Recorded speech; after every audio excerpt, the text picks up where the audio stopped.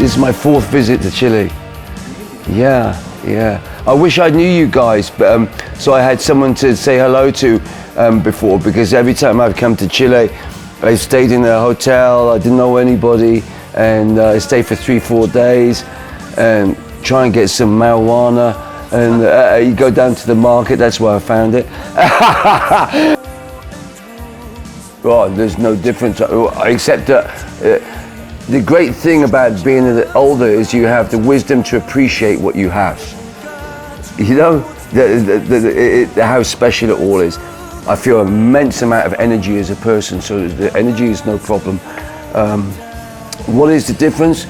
I can see no difference other than I just love what I do.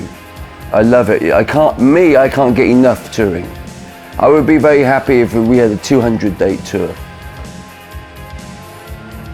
I have a problem in staying in one place, this gypsy element in me, I think. My girlfriend said she's so sick of it, she made me stay in an apartment for 1 year. But before this, the 10 years, 12 years before this, I live out of a bag. And I'm quite happy doing this, you know, but it's the people around me say, hey, wait a minute, it's driving me crazy.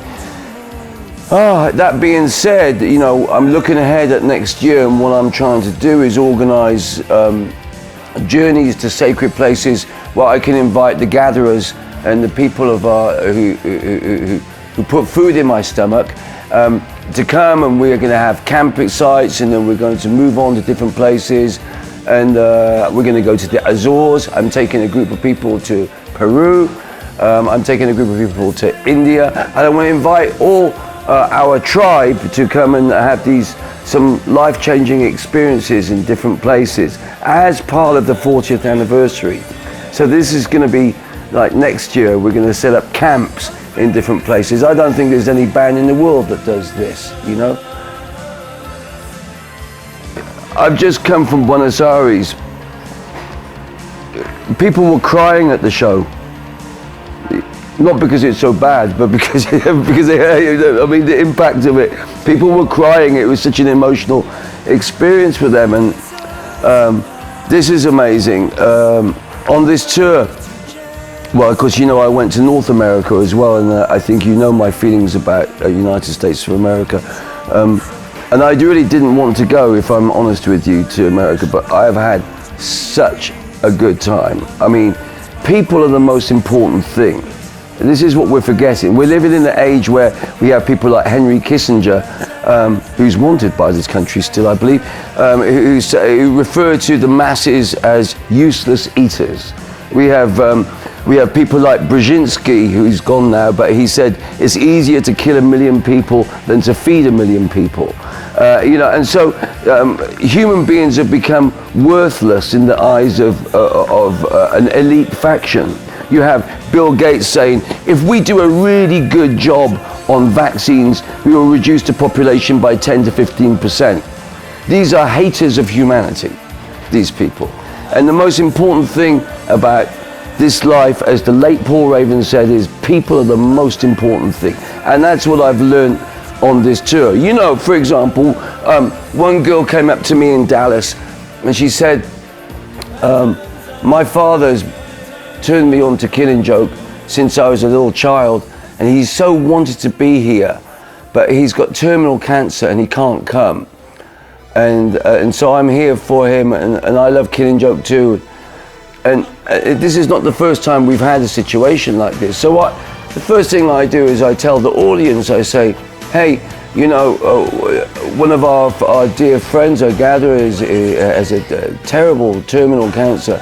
And if you can write a kind note on a cigarette packet or on some paper and leave it at the merchandise stand, we'll get this to him. Well, you know, this is what our people, our audience do. And they wrote so many letters to him, and this has happened with gatherers who are dying. And this is the community that we've nurtured over 40 years. And what we have is not just an audience coming to see music, but we have a worldwide network of people. One person said to me, the greatest thing about Killing Joke is its fans. Well, we don't call them fans, we call them gatherers, because is gathering knowledge, gathering information, and we believe all men are equal. So if you can do an experiment, you can find a Killing Joke fanatic anywhere. You'll find they are kind, they will give you a place to stay for the night, they are well informed, they have great taste in music, and they're very, very interesting characters. And you can do your own research on this, and this for me is a great success. Killing Joke for me is like a mirror. They see us four dickheads on stage, and then they think, if they can do that, I can do something.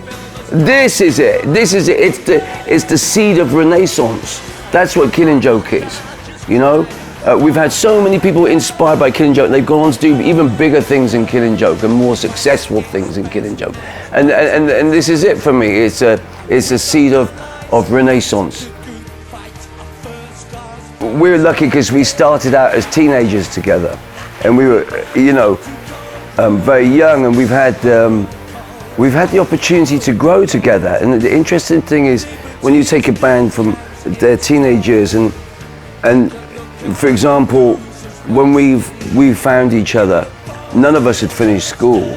I mean, I don't think anybody's got any exams in Killing Joke or anything like this. So Killing Joke was our further education. It's our invisible college, if you like, where we've kind of discovered and studied everything. It's given us everything. And this fused together with the punk ethos, where you have no fear of failure.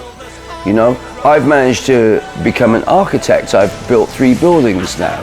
You know, I conduct orchestras. I learned orchestration, and each one of the band is so multi-talented, and they're all self-taught.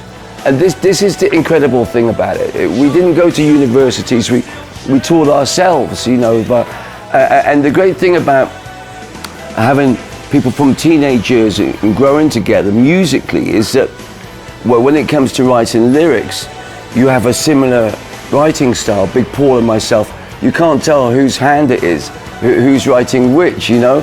And the other thing is, there's this psychic thing where you can feel each other when you're playing, that can only come with years, decades actually, you know, this feeling, which I hope you'll see tonight, you know, and so then you get 40 years down the road and you realize what a great privilege it all is and how lucky you've been. I mean, I've never had a job in my life.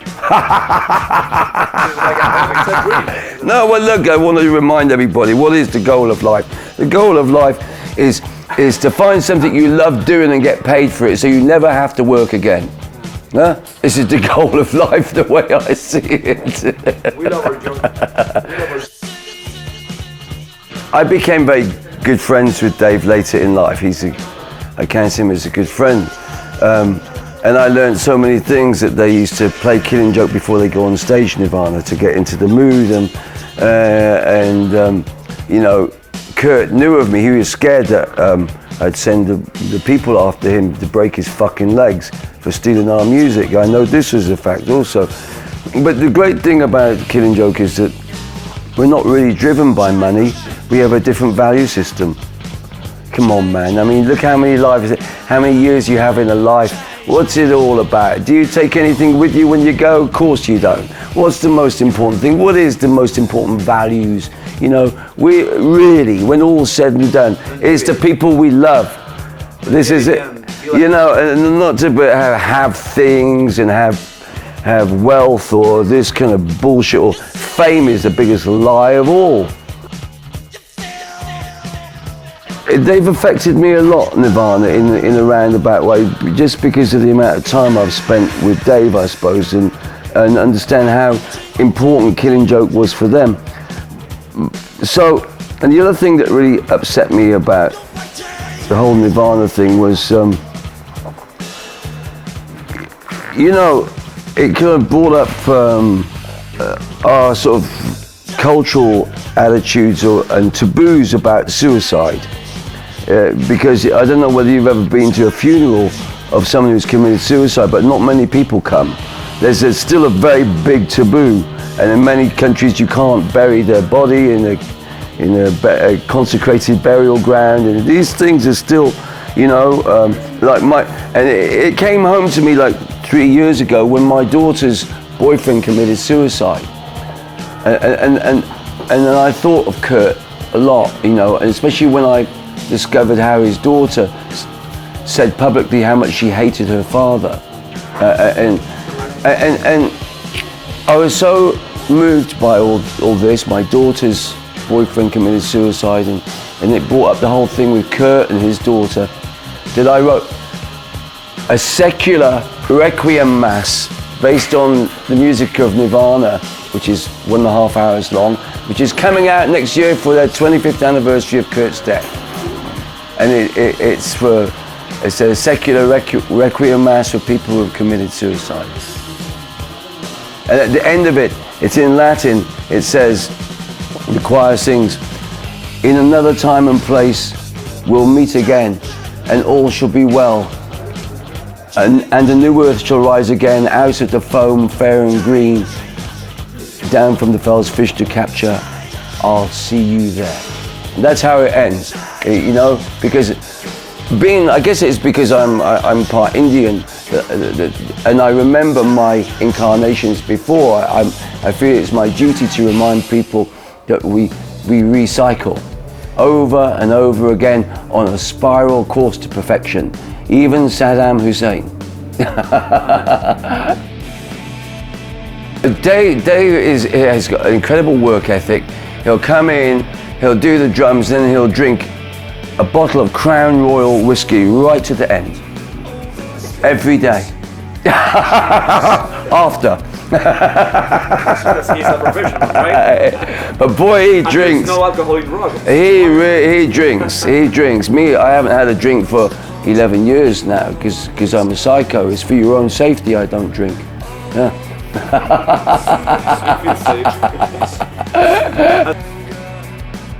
For me, there's 3 waves of punk. There's the first wave, which was manufactured by Malcolm McLaren, and then there's the second wave where reggae music fused with it. That's thanks to Bob Marley when he did Punky Reggae Party.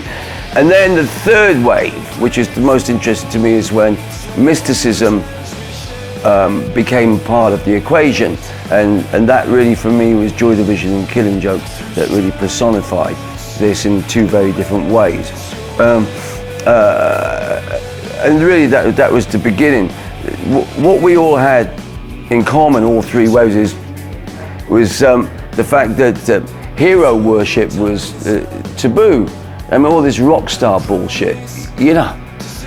This was absolute anathema during this period. And when I see this trend has returned now with the bloated egos and the rock star thing, you know, and people get surprised when they see Killing Joke,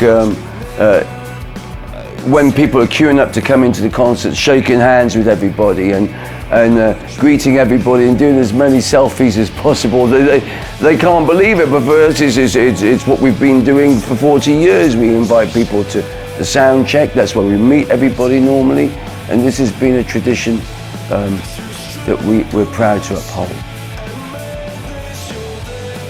A lot of the motivation for being in the band, for me, from the beginning, was not being able to find in the record shop what I want to hear, okay?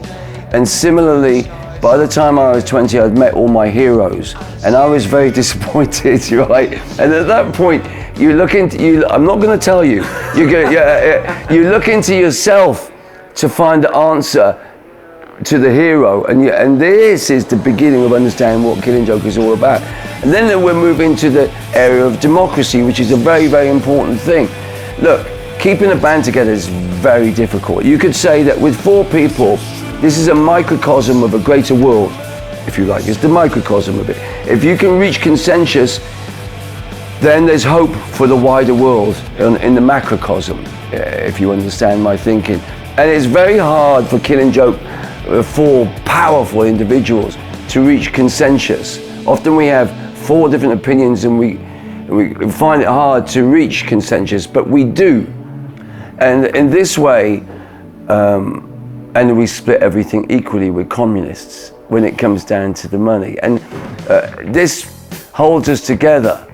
This binds us together. And you also have to remember that how the band started. The band started with Big Paul and myself, and we said to ourselves, how the hell can we find two other people who have a revolutionary style of playing, who understand the mystery tradition, and will basically absorb all the different ideas that Paul and myself had.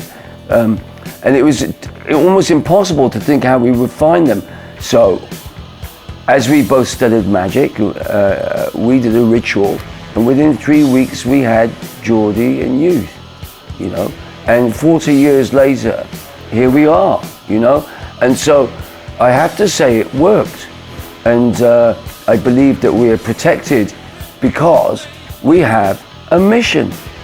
A mission, yes, that's what I think we all feel. And this is the most important time of our career. This time, you know. This is the most important time. Now, where the world is now, where we're at the beginning of the resource wars in the world. You know, I mean, you know, I don't know whether you're aware of it, but the last 60 years, the world's been trading in the petrodollar, you know, and in the last 4 months, there's the beginning of the petro yuan. Everything is cheap, which means that for me, I think the dollar is going to fall at some point, probably in the next 12 months. Remember this conversation. And when the dollar falls, there are elements within the Pentagon that are so Christian that they believe in the end times, and if they can start a war, it means Jesus is coming faster. You know, these crazy people. We're living in a very precarious situation at the moment, and I think the world needs Killing Joke more than ever, and we're prepared to work harder than ever. And that's the thing, to keep up with the needs of people. I hope Pinochet is getting a big pitchfork up his fucking arse right now.